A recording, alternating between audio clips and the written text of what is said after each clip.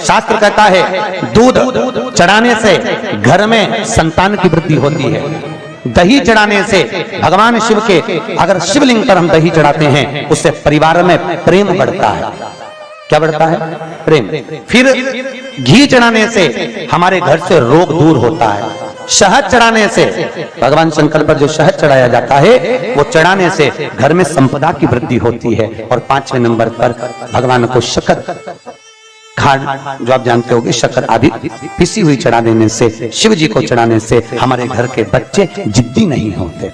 क्यों कहते हैं जो बच्चा जिद्दपन करता हो, जो बच्चा जिद्दी रहता हो, तो क्यों कहते हैं कि अवधूतेश्वर महादेव का नाम लो और उसके हाथ में शक्कर की कटोरी देकर शंकर जी पे चढ़वा दो, बच्चा कभी जिद्दपन नहीं करता। अवधूतेश्वर महादेव का नाम लेकर सोमवार की अष्टमी के दिन चढ़ाया जाता है।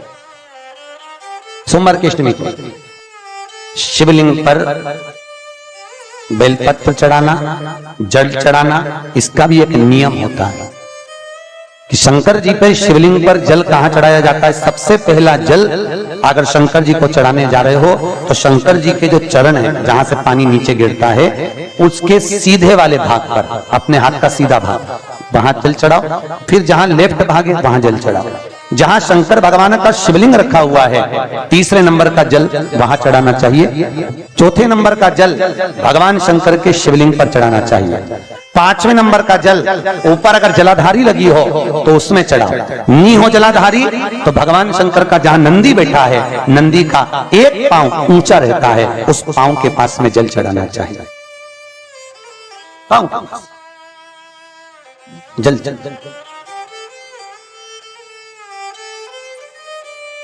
चरण के पास में। ऐसे 5 स्थान दिए हैं जल चढ़ाने के लिए।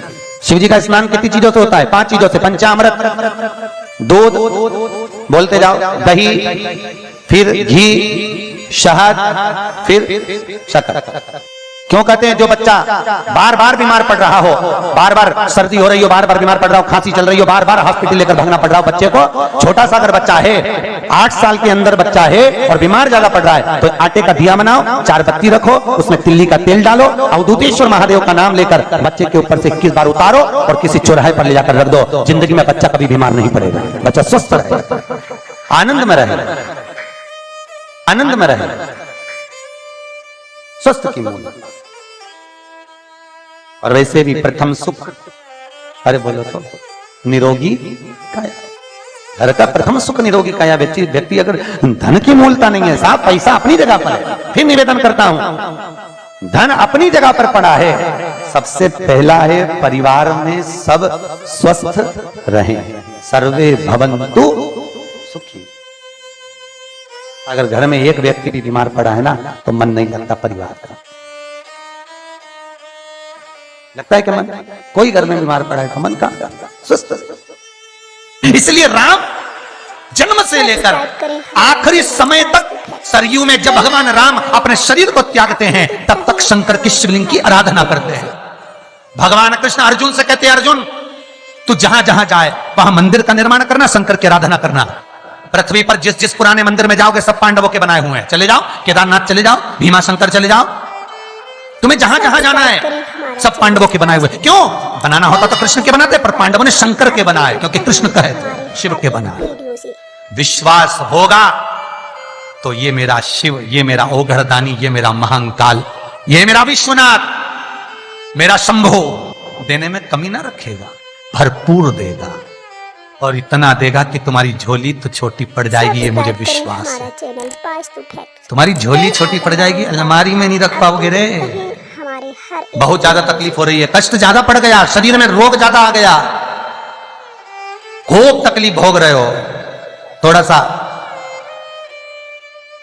सा आटा कि उसन कर, लोई बनाकर बारीक बारीक दाना, नमः शिवाय बोलकर 108 गोली तैयार कर लो आटे की।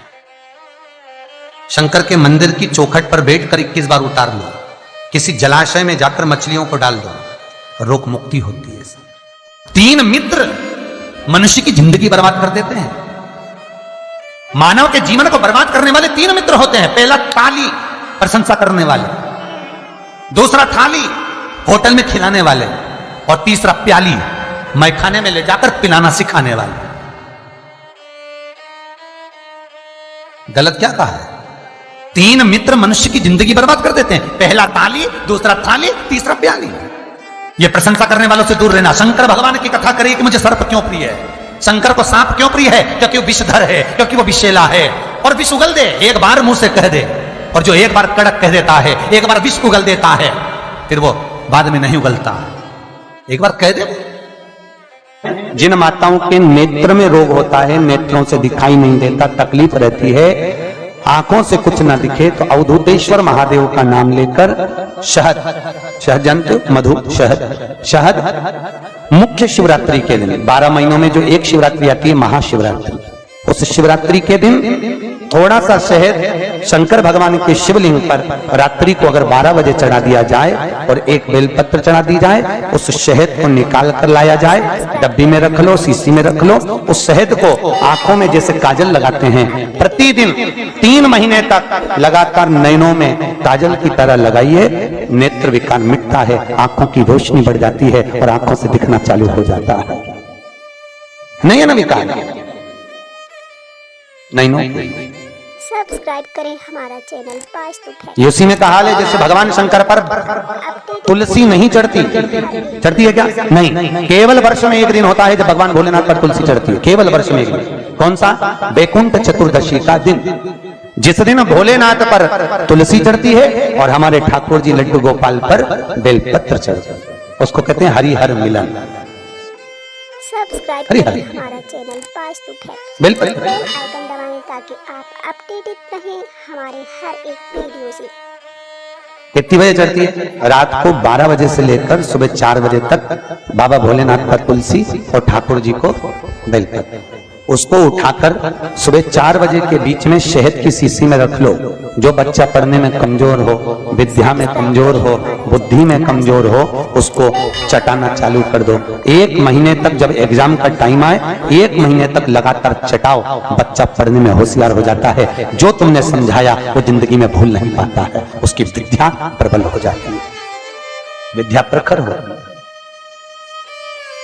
प्रबल।